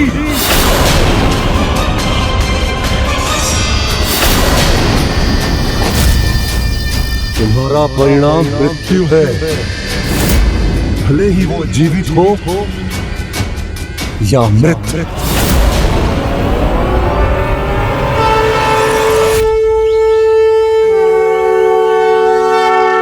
गुरुवर, मैंने गायत्री मंत्र पूर्ण कर लिया।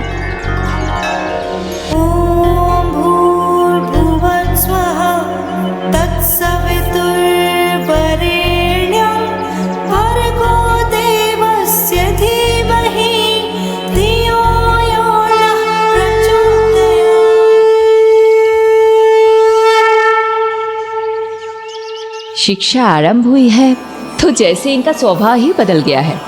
अब तो आप प्रसन्न हैं ना देवी अहिल्या? हाँ माता, बहुत प्रसन्न हूँ मैं।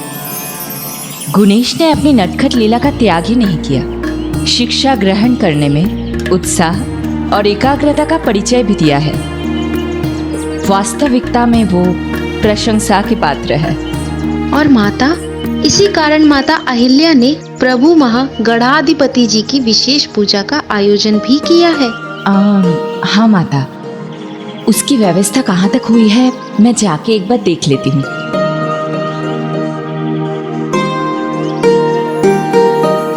पुत्र, यह सभी का तुम पर विश्वास स्थिर हो, यही मेरी कामना है। गुरुवर, आपने जो कार्य दिया था वो तो मैंने पूर्ण कर लिया, तो क्या अब मैं जा सकता हूँ? धन्यवाद गुरुवर।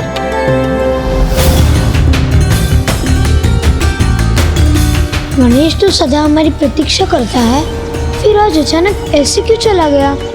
आज ये क्या हुआ गणेश को? अपनी मित्र मंडली को पीछे छोड़कर क्यों चला गया? आशा है कि गणेश किसी विशेष कार्य के लिए ही गए हों, किसी नटखट लीला के लिए नहीं। अन्यथा माता अहिल्या का विश्वास कहीं फिर से अविश्वास में न बदल जाए।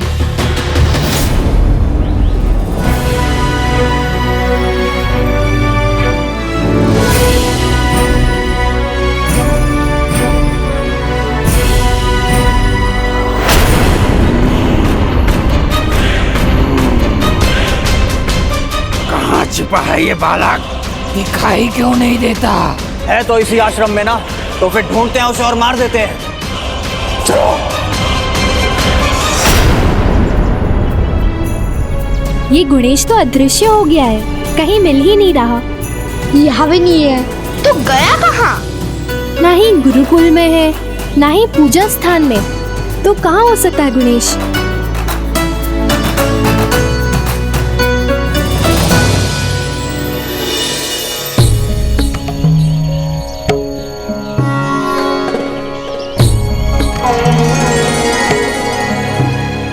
अब आपकी परीक्षा का ये अंतिम किंतु सबसे महत्वपूर्ण चरण है ऋषि मुद्गल।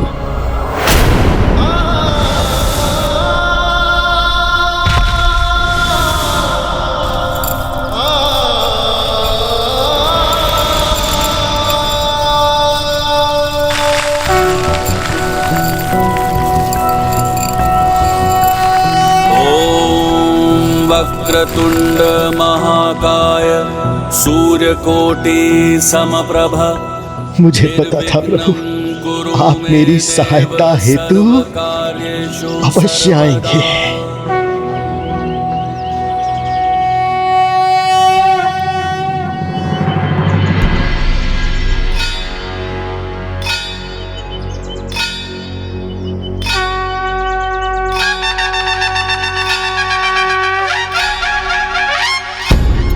ऋषिवर, उन्होंने अपनी निष्ठा और भक्ति दोनों प्रमाणित तो कर दिए हैं। जैसी ममता पुत्र के लिए माँ की होती है, ठीक वैसे ही ममता एक भक्त के लिए भगवान की होती है।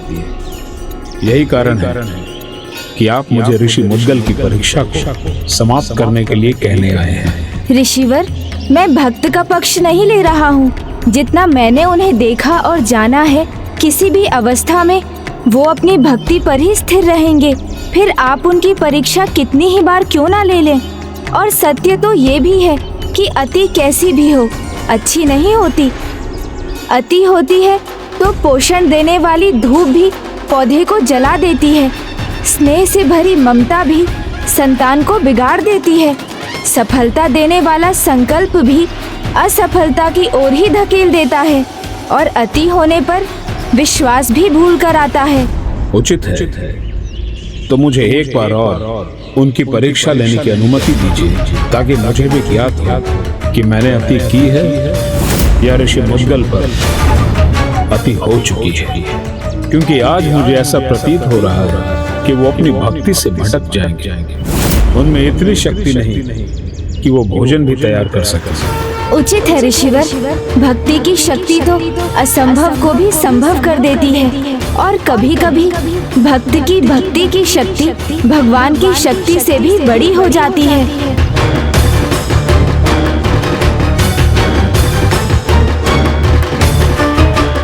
आज तो मुझे देखकर अवश्य क्रोधित होंगे, क्योंकि धैर्य की सहनशीलता की भी एक सीमा होती है।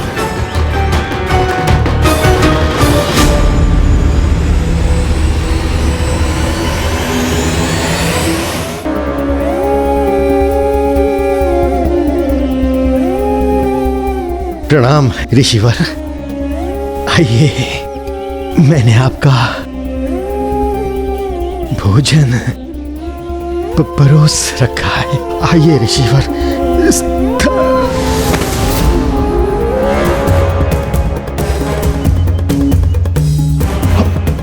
मेरी चिंता ना करें ऋषिवर, आइए और भोजन ग्रहण करिए ऋषिवर।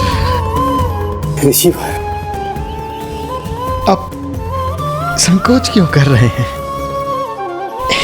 आइए, विराजमान होइए और अपना प्रसाद ग्रहण करिए। भक्ति की शक्ति तो असंभव को भी संभव कर देती है। गणेश जी ने उचित ही कहा था, भक्तों की भक्ति असंभव को भी संभव कर देती है। आप सफल हुए ऋषिवर, सफल हुए।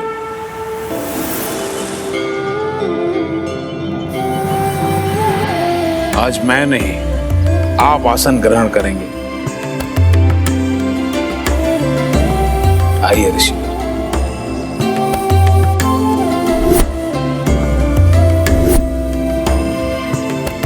आज मैं स्वयं अपने हाथों से आपको भोजन कराऊंगा। ये आप क्या कह रहे हैं ऋषिवर?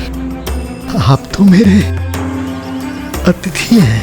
आप भगवान के सच्चे भक्त हैं और सच्चे भक्तों की सेवा से भगवान स्वयं प्रसन्न होते हैं। इसलिए आप मुझे अपनी सेवा करने की अनुमति प्रदान करें। मैंने आपको बहुत कष्ट दिए हैं, अतः मैं आज स्वयं अपने हाथों से आपको भोजन कराऊंगा और जो कुछ भी शेष बच जाएगा उसे मैं स्वयं प्रसाद समझकर ग्रहण करूंगा। नहीं नहीं ऋषिवर, ये कदापि उचित नहीं है। आप तो स्वयं महादेव के अंश हैं, भगवान स्वरूप है ऋषिवर, भगवान स्वरूप। फिर तो ये सर्वथा उचित ही है। कभी कभी भक्तों की भक्ति भगवान की शक्ति से बड़ी हो जाती है।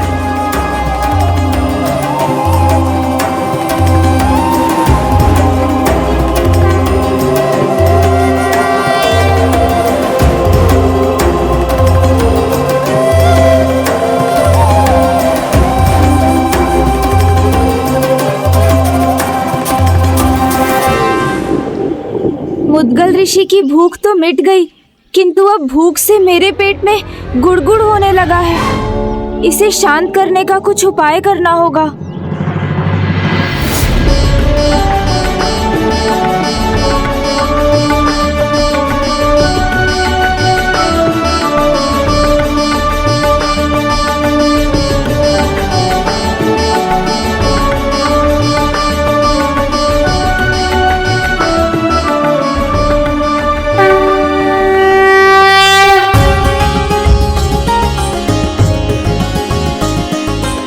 हे प्रभु महागणाधिपति, गुणेश की लीला को समझना उतना ही कठिन है जितना ब्रह्मांड के अनंत विस्तार को समझना।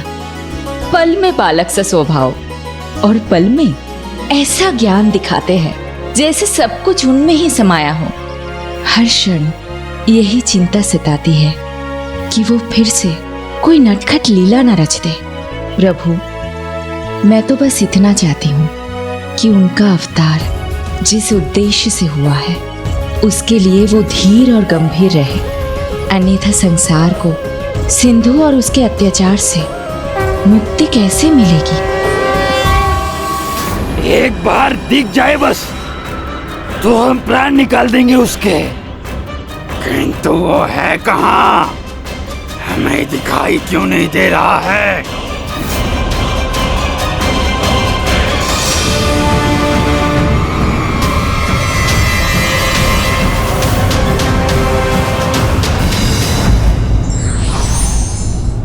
अत्यधिक निंदा व्यक्ति के आत्मविश्वास को गिरा देती है, जबकि सराहना व्यक्ति के मनोबल को ऊंचा उठाती है।